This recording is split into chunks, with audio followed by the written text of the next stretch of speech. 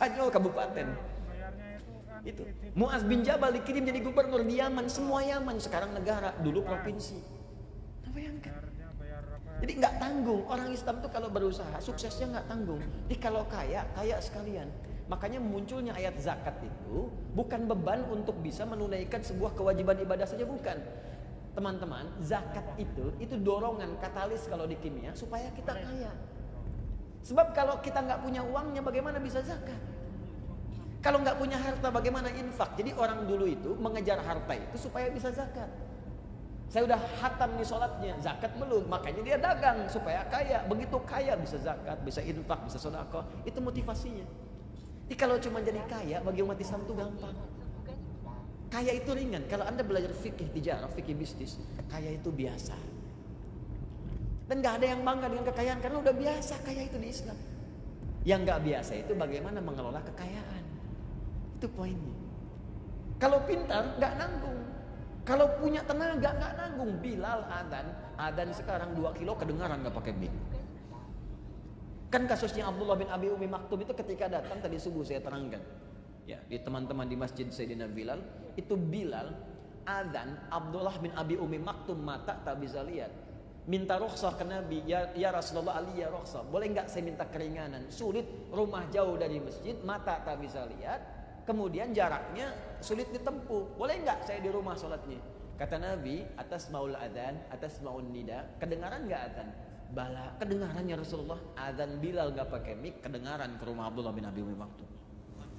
Nggak nanggung. Nah, itulah yang dimaksud falah. Nah sekarang, apapun yang mereka kerjakan sukses.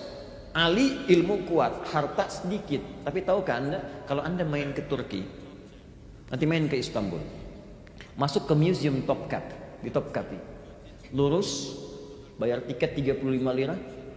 Setelah itu lurus terus, sekarang pindah agak ke belakang sebelah kiri, itu akan Anda temukan museum tentang kehidupan Nabi dan keluarga serta sahabatnya. Di situ sesederhananya keluarga Ali bin Abi Thalib masih ditemukan pakaian Sayyidah Fatimah sampai sekarang. Udah bayangkan? Semua orang Islam itu bahagia, sukses apapun pekerjaannya. Nah sekarang apa syarat untuk mendapatkan itu? Kembali, jemputlah hudan, jemputlah hidayah Allah subhanahu wa ta'ala. Itulah janji Allah. Begitu Anda menjemput hidayahnya, maka Allah akan tunjukkan jalan-jalan menuju hal-hal yang tadi diinginkan. Jalan bahasa Arabnya sabil, jamaknya disebut dengan subul. Buka Quran surah ke-29 ayat 69. Walladzina jahadu fina lanahdiyannahum subulana. Orang-orang yang serius menjemput hidayah kami, kata Allah, maka kami akan tunjukkan jalan-jalan kesuksesan dan kebahagiaan menuju ridha yang telah kami tetapkan.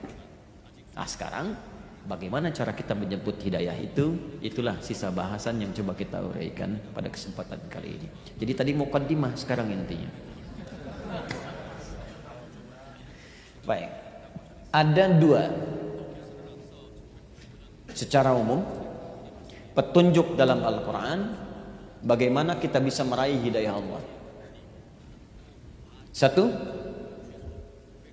petunjuk yang dimintakan langsung, diperintahkan oleh Allah untuk dipraktekkan. Bahkan saking pentingnya petunjuk ini, hidayah ini, dipaksa oleh Allah jadi wajib. Bukan untuk membebani, tapi supaya orang-orang Islam itu mendapatkan janji tadi, bahagia, sukses, dipaksa.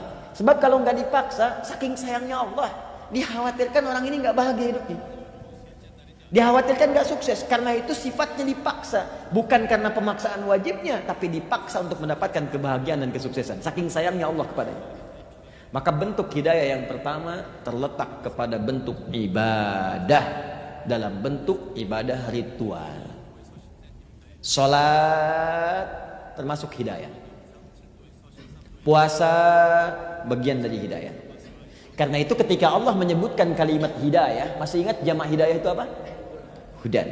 Ketika kalimat pertama hudan disebutkan dalam Al-Quran, dia bersanding dengan bagian pertama ini, yaitu ibadah ritual. Al-Baqarah ayat 2 sampai ayat 5-nya. Yuk kita bacakan dari ayat 2 ke 3 dulu. Dzalikal kitabu la raiba fi hudan lil. Siapa muttaqin yang dapat hudan ini? Baca ayat 3-nya. alladzina yu'minuna bil wa yuqimunas salat. Siapa yang dapat hudan dari kalangan muttaqin ini? Orang beriman yang melakukan amalan. Apa amalan untuk mendapatkan hudan ini? Salat.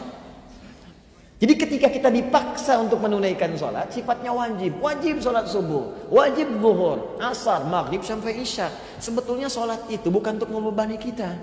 Semuka langit dan bumi tidak salat, tidak akan menurunkan status Allah sebagai Tuhan. Allah nggak butuh dengan salat kita. Tapi kita yang butuh dengan salat. Karena itu ketika Anda bertanya, kenapa saya mesti sholat? Langsung diperdengarkan oleh Allah supaya kedengaran oleh kita. Maka suara muadzin itu, dia adzan. Apa artinya adzan?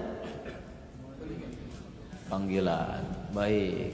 Adzan artinya panggilan. Sebetulnya dasar kata adzan itu seakar dengan kata udhun salah satunya. Jamaahnya adzan, artinya telinga. Kenapa disebut adzan? Karena ini adzan, lafaz satu-satunya yang selalu akan sampai ke telinga orang yang masih punya pendengaran. Dan saya sudah riset kecil-kecilan, ini cuman kalimat adzan yang di muka bumi ini tidak pernah berhenti setiap detik. Nggak percaya silakan.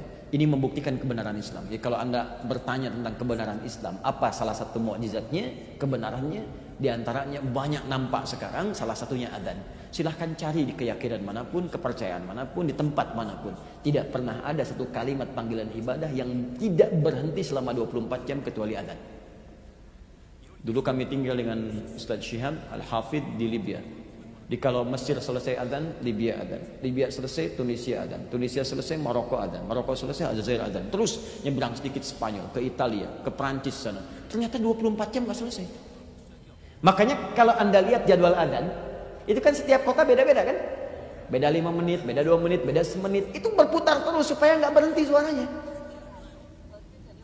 Ingat, ketika seorang muadzin mengumandangkan adzan, lalu dia panggil, lihat sini, hayya 'alas shalah, ayo salat. Apakah lafadznya berhenti sampai di situ? Tidak. Orang bertanya, kenapa kami mesti salat? Dijawab dengan kalimat setelah itu, hayya 'alal falah. Masih ingat tadi? Bukankah falah itu kesuksesan dan kebahagiaan? Makanya langsung dijawab, hayya 'alas shalah, ayo salat. Kita bertanya, kenapa salat? Kata Allah lewat suara muadzin, kamu kan pengen sukses. Kamu ingin bahagia, aku yang punya kesuksesan kata Allah. Aku yang punya kebahagiaan. Aku yang punya semua harta, karena itu aku disebut dengan Razzaq. Aku yang punya semua ilmu, karena itu disebut aku dengan Alim. Aku yang punya solusi, karena itu aku disebut dengan Al-Fattah. Aku yang punya semuanya. Karena itulah aku Allah Rabbul Alamin, kata Allah. Datang padaku minta. Datang lewat sholat, aku kasih kebahagiaan dan kesuksesan. Karena itu ketika kita sholat, itu semua bacaan kita permintaan. Saya kasih contoh, gak usah jauh-jauh nih. Barusan kita sholat, duduk di antara 2 sujud. Minta apa saja? Rabbil war waj war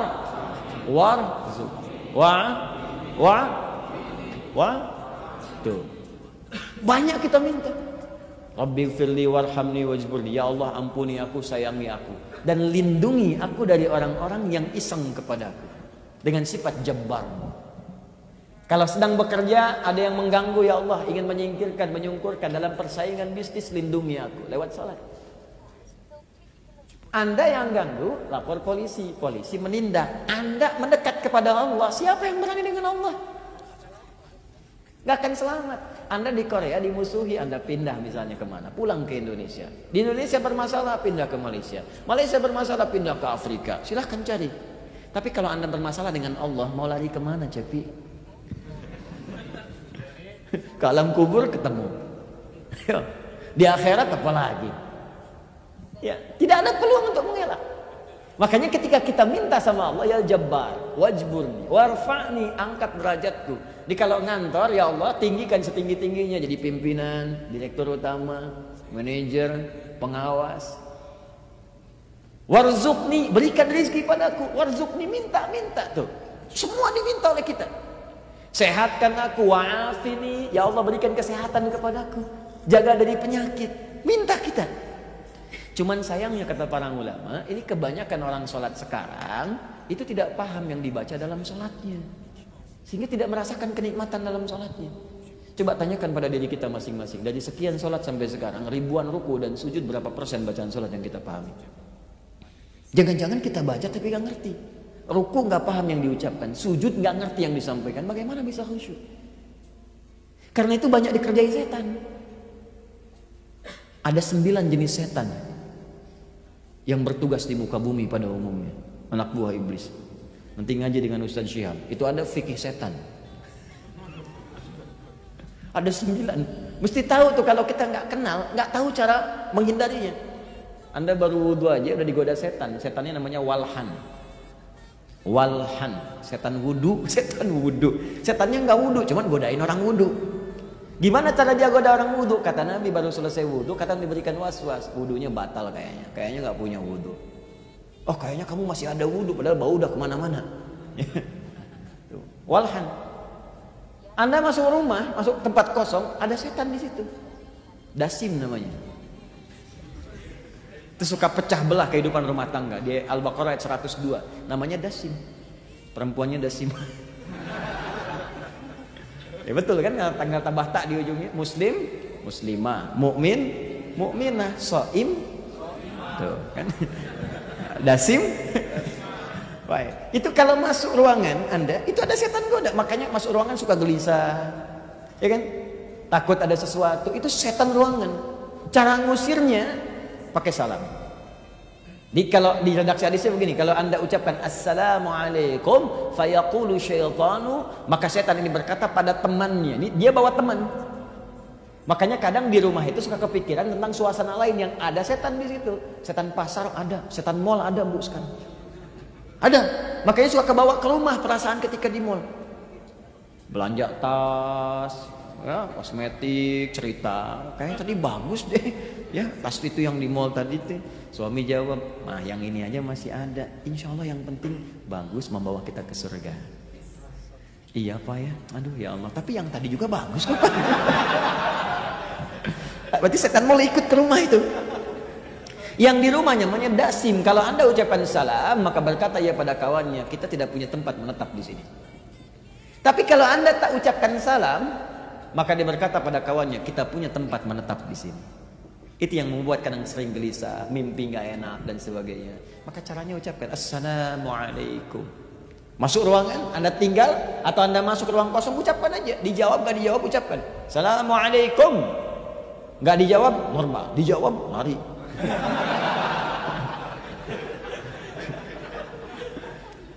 Saya ajarkan anak saya tuh yang kecil waktu dia 3 tahun, sekarang dia 7 tahun.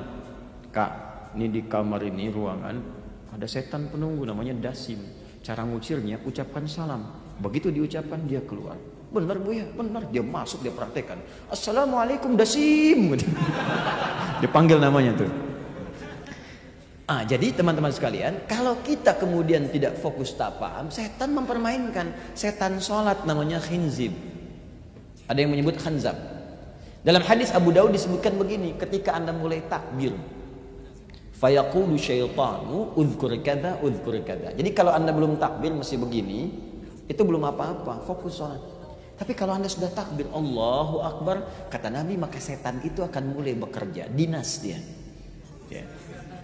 Apa pekerjaannya? Dia mulai bisikan di kepala orang itu, ingat ini ya, ingat itu. Makanya nanti ada orang sholat, dia tak mampu mengingat apa yang dia kerjakan dalam sholatnya. Jadi begitu baru takbir, Allahu Akbar, handphone, WhatsApp di sini, ya Facebook, Instagram, mobil macam-macam, motor, parkiran, ada semuanya. Dan di ujung hadisnya ditutup hatta la yash'urul musalli kam rak'atan yusalli, sampai ada orang salat tak sadar berapa rakaat sedang menunaikan salatnya. Subuh memang jadi 2, tapi dalam suasana ini bisa 4 rakaat. Setan salat.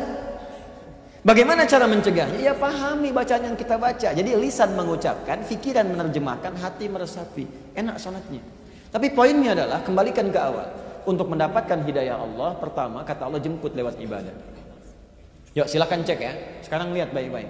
Sekarang saya perdalam sedikit. Saya tuliskan boleh nggak nih? Supaya ini, supaya kelihatan gitu ya.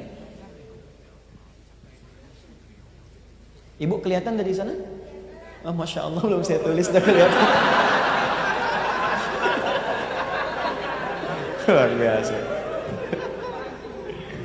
Antum kelihatan? Oh. Kalau antum the power of mama. Saya belum tulis udah kelihatan, kencang lagi, kelihatan. Alhamdulillah Bu. Ya. Semoga Allah rahmati kita semua. Baik. Masya Allah. Salat ada yang begini tulisannya. 1. Ada yang begini. Salawat 2.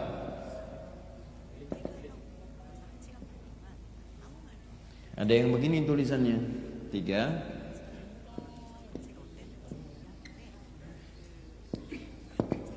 Gini. Lihat sini pelan-pelan. Nanti insya Allah ada waktu Ustadz Syihab mengajar, nanti diperdalam. Ya, beliau juga ahli Quran, hafal Quran dengan riwayat-riwayatnya. Ya. Kalau dituliskan begini, ini bentuknya mufrad, tunggal, singular, jomblo. Maknanya satu, single. Jadi kalau ada kalimat begini, ini sifatnya tunggal pada umumnya. Kalau begini, nomor 2, alif, lam, sod, lam, waw, alif, ta, maftuha, itu jama'. Tapi umumnya jama'un mahdud, jama' tapi terbatas. Tidak boleh melewati, tak boleh kurang. Bentuk seperti ini biasanya dipahami secara umum dengan sholat fardu yang wajib. Kalau sholat fardu itu ada berapa waktunya? 5 waktu. Subuh 2, zuhur 4, asar 4, maghrib 3, kemudian isya 4. Jadi nomor teleponnya 24434. Ini jama'. Karena 5 itu kan jama', lebih daripada 2 kan? Lebih daripada 1. Cuman dibatasi. Jadi kalau Anda ingin menunaikan sholat fardu hanya 5 waktu. Kalau Anda tunaikan 4 waktu terlalu kurang, tidak sempurna. Anda tunaikan 6 waktu terlampau soleh. Karena cuma 5. Jelas ya? Tapi kalau yang ini, yang ketiga, alif, lam, sod, lam, waw, ada alif tegak di atasnya begini, tak marbutah. Ini bentuknya dipahami jama'un ghairu mahdud. Bentuk jama' tapi tidak terbatas seperti yang ini. Banyak, lebih daripada yang ini. Kalau jama' itu lebih daripada yang ditetapkan, maknanya bukan menambah yang ini rakaatnya. Dari subuh 2 jadi 3 misalnya, tidak. Tapi yang dimaksudkan menambah dari yang fardu dengan amalan tambahan, itu yang dimaksud dengan nafilah salatnya, jamaknya nawafil, hukumnya disebut dengan sunnah. Maka muncullah kemudian kalimat salat-salat sunnah. Fokus. Sekarang buka Al-Baqarah tadi, ayat yang ketiga. Apakah bentuknya menggunakan 1, 2, atau 3? Anda silahkan cek, maka bentuknya itu menggunakan yang ketiga, yang ini. Alif, lam, sad, lam, waw, alif tegak, tak marbutah di ujungnya. Alladzina yu'minuna bil ghaib wa yuqimunas shalah. Bentuknya yang ini. Yang ini ada di Quran surah kedua ayat 238. Paling kanan sebelah atas. Hafizu 'alas shalawat. Tapi ketika Allah kemudian meminta kita dan menjanjikan memberikan hidayah, hudal lil muttaqin, kalau pengen dapat hidayah, kalau pengen dapat kebahagiaan, pengen dapat kesuksesan, pengen dapat segalanya, kata Allah, nih maksimalkan sholatnya dulu. Ini. Kalau bisa tambahkan dari yang fardu, tambah sunnahnya, maksimalkan, supaya kita bisa mendapatkan kenikmatan sholat itu. Ya mohon maaf ya, jangankan jadi direktur, yang pengen dapat kerja biasa pun tetap 5 waktu juga. Silahkan cek. Jangankan pengen kaya jadi konglomerat, yang pengen kaya biasa pun atau yang pengen punya harta pun 5 waktu juga. Sekarang Anda pengen lebih daripada itu, masa cuma 5 waktu juga? Tambahkan, tambah dengan sunnahnya. Maka dari itu kalau Anda ingin mendapatkan, menjemput hidayah Allah untuk meraih kebahagiaan tadi, bahagia pengen tambah, hidup pengen sukses, semua pengen didapatkan kenikmatannya, maka jalan pertamanya yuk tambah sholat sunnah. Alhamdulillah. Karena itu, setiap ada kalimat sholat sunnah itu disunnahkan untuk kita selalu bersanding dengan keistimewaan yang menambahkan pada sholat fardu ini. Kalau nggak percaya, silahkan. Sekarang perhatikan baik-baik. Ada sholat sunnah yang ditunaikan di malam hari bentuknya. Namanya apa? Tahajud. Sekarang buka ayat tahajud. Quran surah ke-17 ayat 79 sampai 81. Paling kiri di pertengahan di mushaf. Lihat kalimatnya. Wa minal laili fatahajjad bih. Dan dari sebagian malam, gak usah semua. Terlalu berat, jangan semua malam, sebagiannya jamil sedikit. Ya. Ada lail, ingat, ada lail, ada lailah, itu beda. Tidak sama. Kalau lailah tambah ta itu sifatnya keistimewaan yang melekat di malam. Ya deh, itu lailah. Makanya ketika Allah menyebutkan malam Al-Qadar pakai lailah karena malam itu istimewa, beda dengan malam biasa. Inna anzalnahu fi Lailatul Qadr. Kenapa pakai lailah bukan lail? Karena malam itu istimewa, beda dengan malam-malam biasa. Tapi kalau kalimatnya hanya menggunakan lail, layali, lela, lili, lala, artinya malam. Ya, ibu leli, ibu malam-malam. Ya. Nah, lail kata Quran, wa minal lail, minnya litab'id, dari sebagian malam, nggak usah semua. Kamu pakai sebagian istirahat dulu. Istirahat dulu, malamnya bangun untuk sholat. Fatahajjad bih. Sedikit teruskan dulu baru saya kembalikan ke tahajud. Tunaikan tahajud. Tidur, bangun malam. Sekarang kenapa saya tahajud ya Allah? Nafilatal lak, itu cuma sunnah tambahan. Tapi jangan dikira tambahan ini tidak ada istimewanya. Kata Allah, orang yang rajin tahajud aku berikan 4 kemuliaan yang tidak diberikan pada yang tidak tahajud. Jadi kalau Anda pun khusyuk menunaikan 5 waktu itu tapi nggak tahajud, Anda tidak dapat keutamaan ini. 1. Asa ayyab'athaka rabbuka maqaman mahmuda. Ada maqam